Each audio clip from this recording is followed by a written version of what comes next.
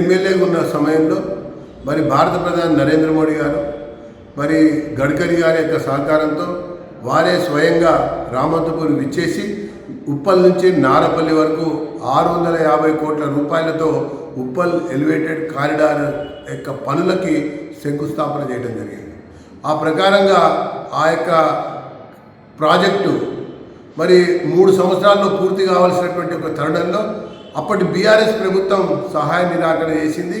GHMC ఒక స్తంభాన్ని, ఒక లైట్ని, మరి ఒక సివర్ లైన్ని మార్చడానికి 6 సంవత్సరాలు తీసుకుని కాలయాపన చేసింది.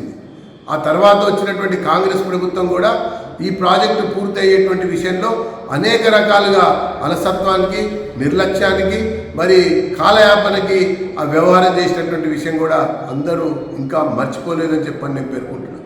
ఈ సమయంలో ప్రాజెక్టు పనులు వేగవంతం చేయడం కొరకు ఒకవైపున కిషన్ రెడ్డి గారు, మరొక వైపున స్వయంగా నేనే గడ్కరీ గారిని పలుసార్లు కలిసి విన్నవించినటువంటి నేపథ్యంలో లక్ష్యాన్ని నిర్దేశించి పనులు వేగవంతంగా జరుగుతూ పూర్తవుతున్నటువంటి సమయంలో ఇప్పుడు కాంగ్రెస్ ప్రభుత్వం అటు జిహెచ్ఎంసి ఒక తీర్మానం చేసి సంబంధం లేనటువంటి వ్యక్తి యొక్క పేరుని ఆ ఎలివేటెడ్ కారిడార్కి పెట్టాలని చెప్పని ప్రయత్నం చేయడాన్ని భారతీయ జనతా పార్టీ చాలా తీవ్రంగా తప్పుపడతా ఉన్నది.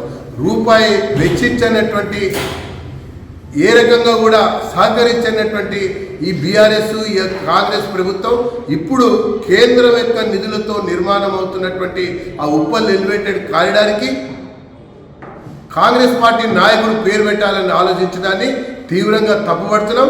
అసలు జాతీయ రహదారులకు సంబంధించినటువంటి ప్రాజెక్టుల యొక్క నిర్మాణం సంబంధించినటువంటి వ్యవహారం విషయంలో పేర్లు పెట్టే అధికారం ఈ రాష్ట్ర ప్రభుత్వానికి లేదు, ఈ కాంగ్రెస్ ప్రభుత్వానికి అంతకంటే కూడా లేదని చెప్పని ఈ సందర్భంగా హెచ్చరిస్తూ, సంబంధం లేని వ్యక్తి యొక్క పేరు పెడతామంటే భారతీయ జనతా పార్టీ చూస్తూ సహిస్తూ ఊరుకోదని చెప్పని హెచ్చరిస్తూ, ఖచ్చితంగా ఆ ఉప్పల్ ఎలివేటెడ్ కారిడార్కి అటల్ బిహారీ వాజ్పేయి గారి యొక్క పేరు పెట్టాలని, దివంగత ప్రధానమంత్రి పేరు ఆ యొక్క ఎలివేటెడ్ కారిడార్కి పెట్టాలని చెప్పని మేము డిమాండ్ చేస్తున్నాం. మరి ప్రభుత్వాన్ని కూడా ఆ రకంగా నిర్ణయం తీసుకోవాలని చెప్పని కూడా గడ్కరీ గారిని కూడా త్వరలోనే కలవబోతున్నాం అన్న విషయాన్ని తెలియజేస్తూ, ఇప్పటికే ఈ రాష్ట్ర ప్రభుత్వం జారీ చేసినటువంటి సర్క్యులరు, జీవోని రద్దు చేయాలని చెప్పని మేము ప్రభుత్వాన్ని ఈ సందర్భంగా డిమాండ్ చేస్తున్నాం. లేని పక్షంలో మరి ఈ అంశాన్ని అన్ని రకాలుగా మేము వ్యతిరేకిస్తాం.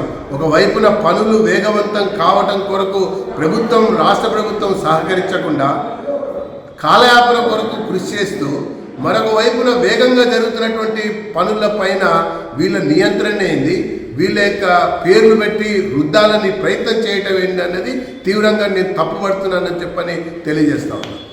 స్టాప్ అండి.